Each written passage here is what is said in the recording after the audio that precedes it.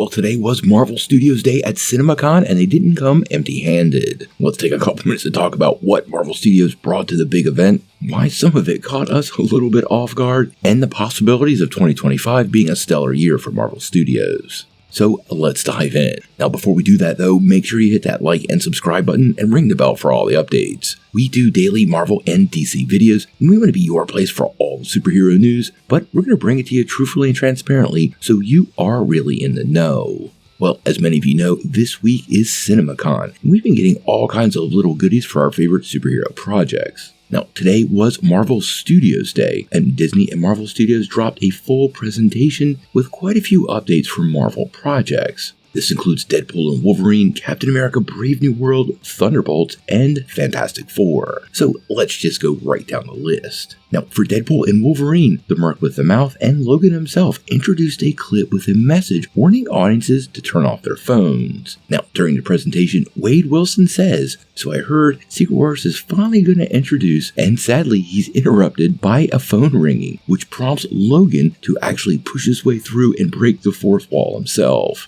Hugh Jackman's character actually says, "Hey bub, you're in the movie theater, turn off your effing phone." To which Deadpool chimes back, "Nice fourth wall break, didn't think you had it in ya."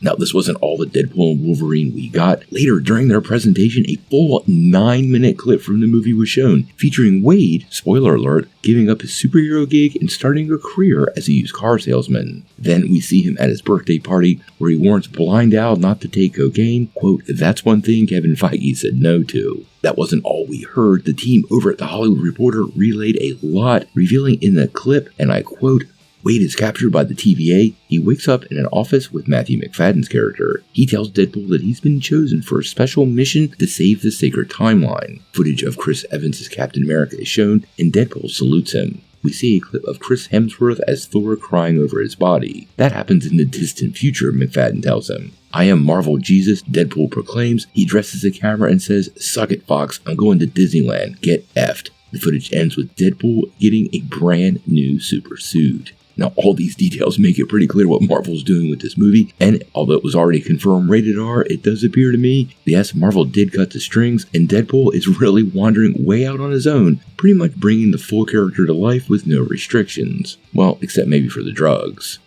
Along with Deadpool, we got a Brave New World teaser, and this focused pretty much on Anthony Mackie's Sam Wilson meeting Harrison Ford as Thaddeus Thunderbolt Ross. Now, in the clip, he apparently saves the president from some brainwashed assassins, one of which includes Isaiah Bradley, which opens up so many doors and questions I don't even really know where to start. Now, the president tells him, "You're not Steve Rogers," to which he retorts, "You're right, I'm not."